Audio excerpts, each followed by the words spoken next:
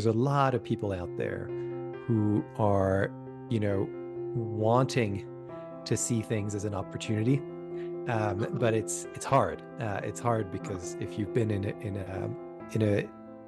a certain role for a long, long time, and now, you're having to kind of rejigger and figure out what's going to be my next move when things seem to be set. It's tough to navigate, and on top of that, there's uncertainty in the world. And so, for me, having this intention of I'm seeking opportunities to grow, and I'm choosing to see everything as an opportunity for growth, even the really, really hard things, and even the things that that don't feel good. What's my opportunity to grow here? How can I look at it that way? Leadership Story Talks, where we discuss the practices that engage, motivate, develop, retain, and attract people to businesses. We'll give you principles and tools based on real-world stories to leverage listening and storytelling to become a better leader and management professional.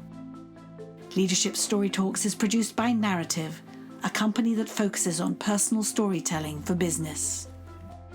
Welcome to Leadership Story Talks. I'm Jerome CEO of Narrative. And I'm Julienne Ryan, and I'm happy to be back chatting with you and everybody else today.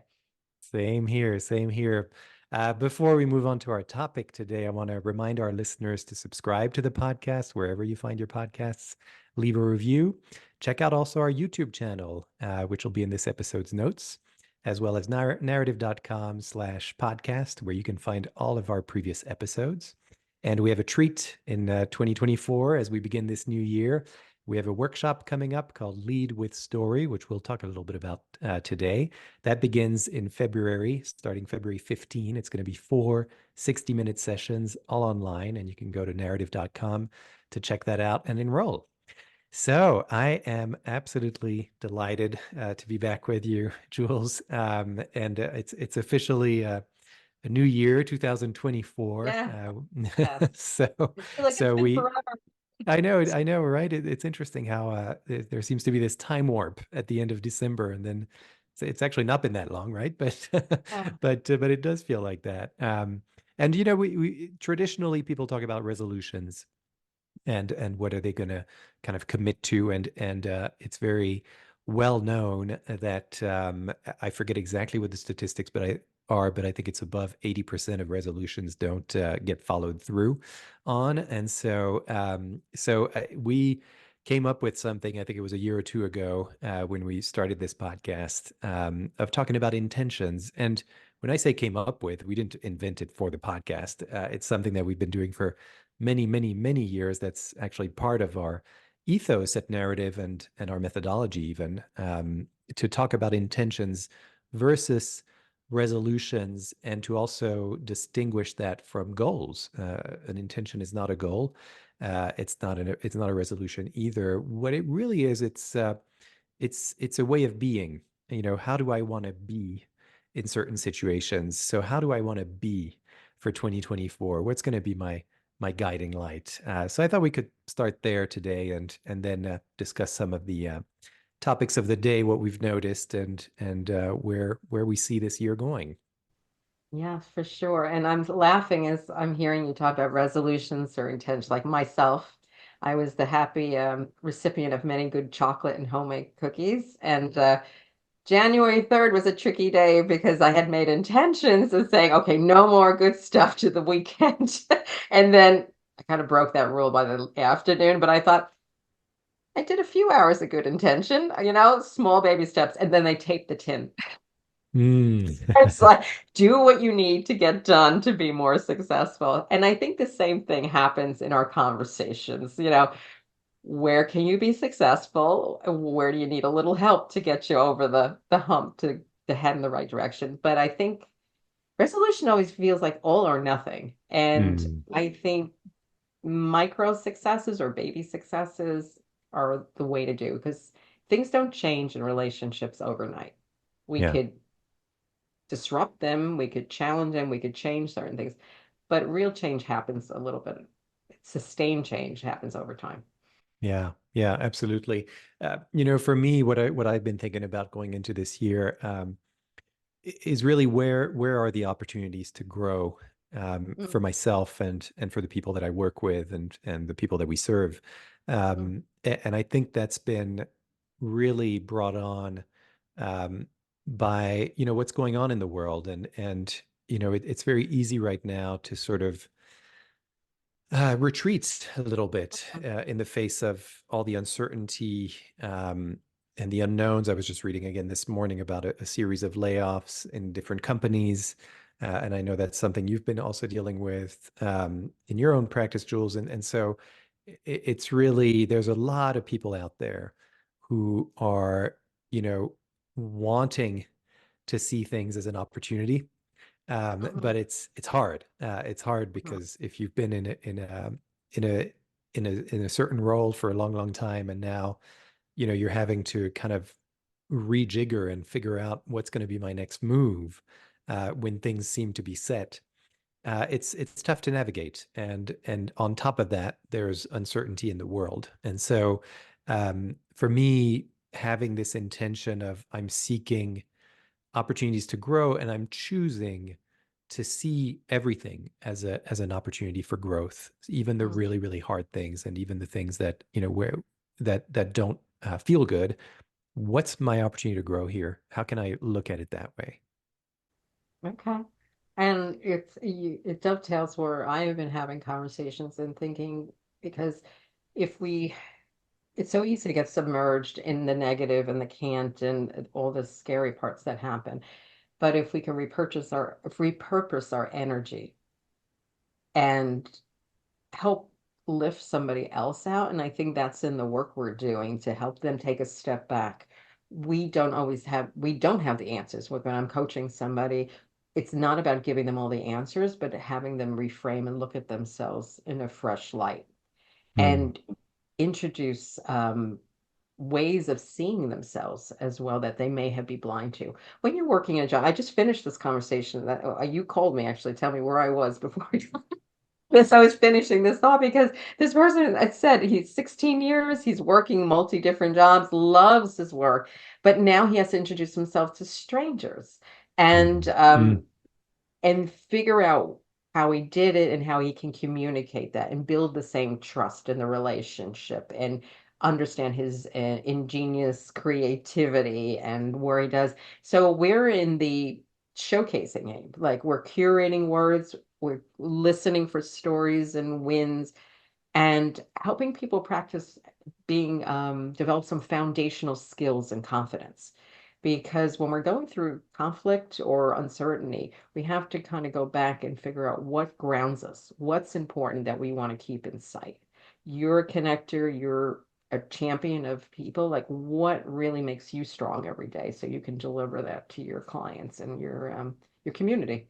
Yeah, absolutely. And I think that's really ultimately what is needed right now is, going back to the fundamentals of, how do I express my own vision, my own values, and a lot of times those are the things that kind of go out the window when we're in a time of crisis or change. It may not be a full-on crisis, but certainly change, and that's where, to me, there's this opportunity to grow, and then you use, again, using the word opportunity, to sort of rethink what your narrative is.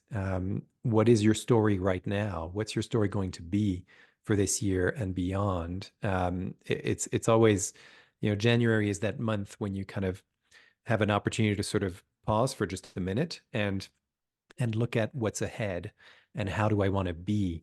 And so going back to that idea of intention, if you want to be a certain way, let's say I want to be in relationship with others, I want to be Mm, connecting with others, then what will you do according to that way of being, according to that intention?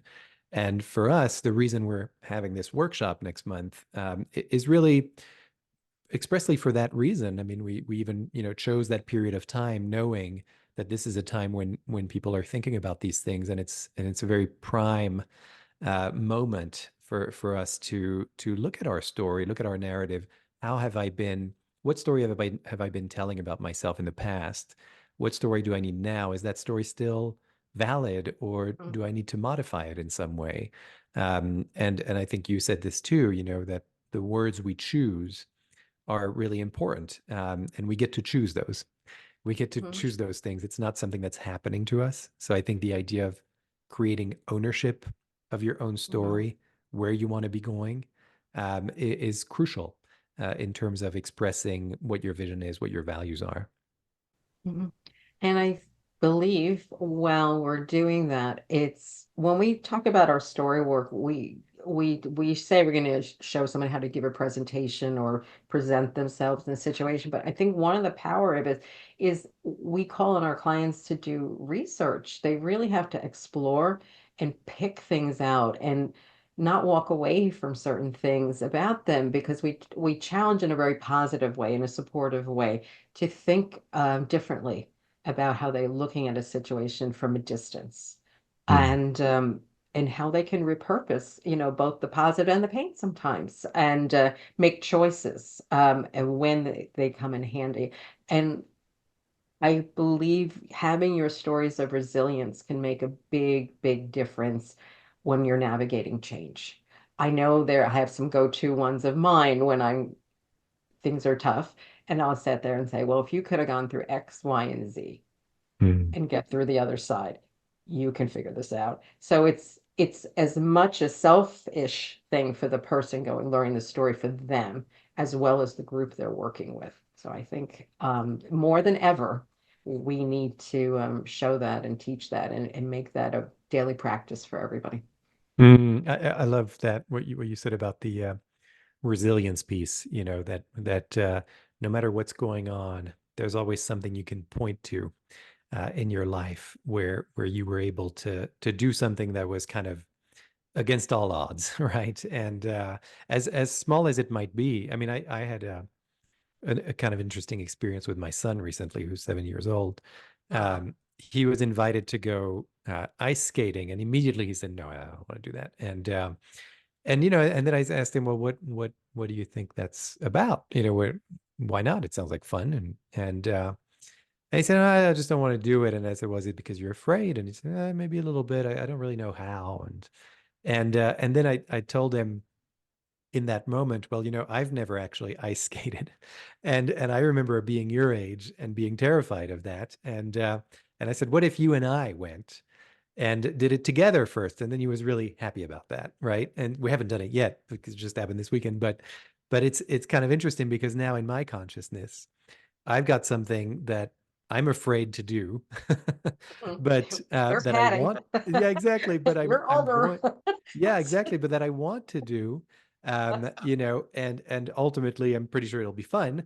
But it's a very small thing. So it's that little thing, and I trust that even by doing this thing that isn't necessarily comfortable or gets me out of my comfort zone, as small as it might be, there's going to be a moment of connection with my son.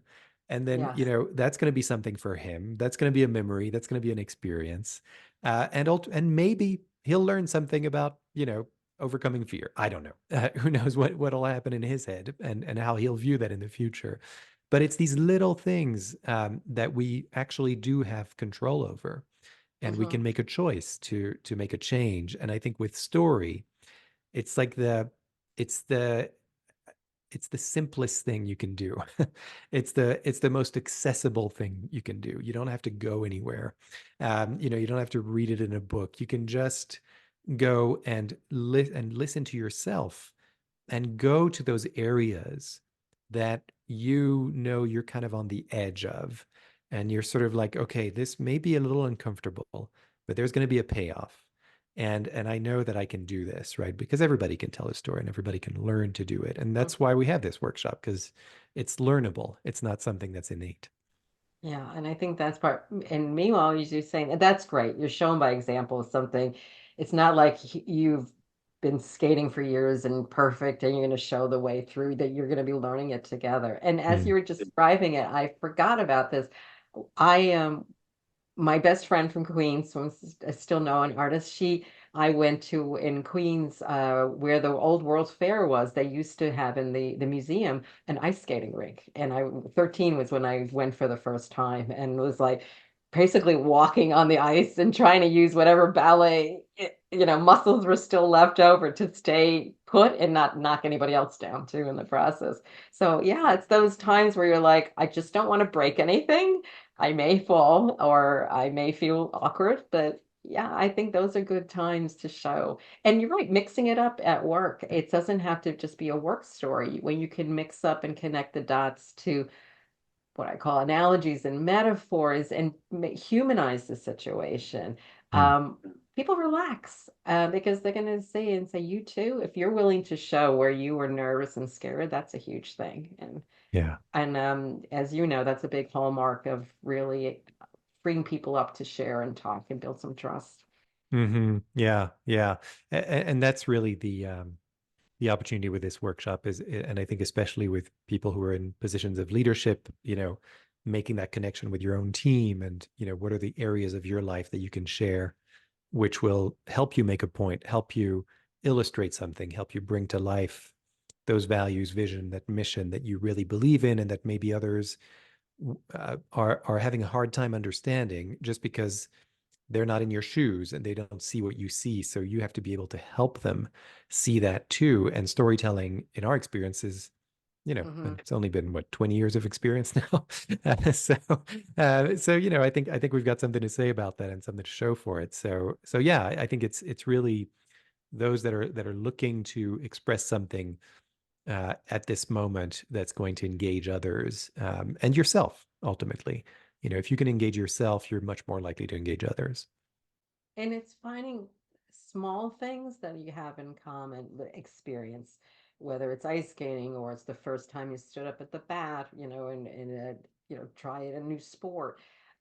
It builds a connection and an area of neutrality that you can fall back on and build some relationship around it. And you never Hmm. look at somebody the same way. I do want pictures or a video clip when you talk go ahead to try this, but it's find small moments. I think I was on a call last night with a group of storytellers all over the world, powerful presenters who present all the time.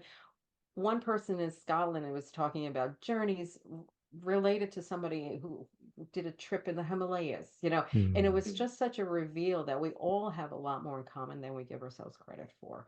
But we have to practice listening and just creating a space that make that happen.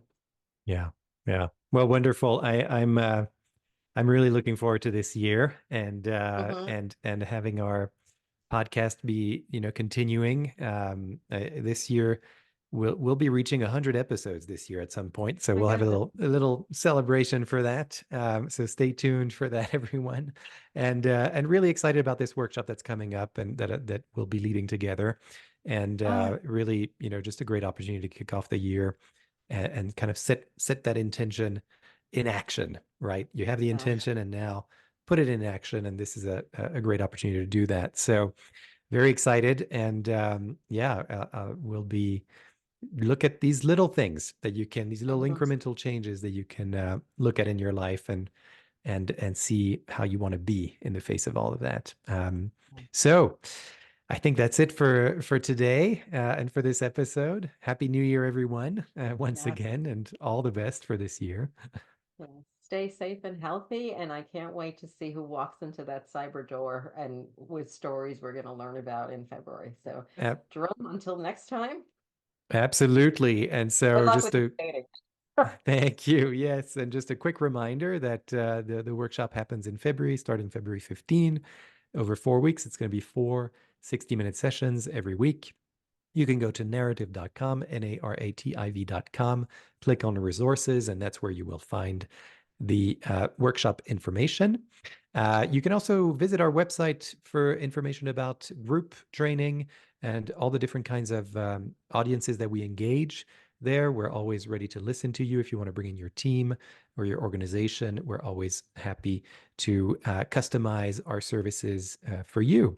And of course, thanks for listening. And don't forget to subscribe and leave a review on your favorite podcast platform. And also check out YouTube because that's where you can see us in our full three-dimensional selves.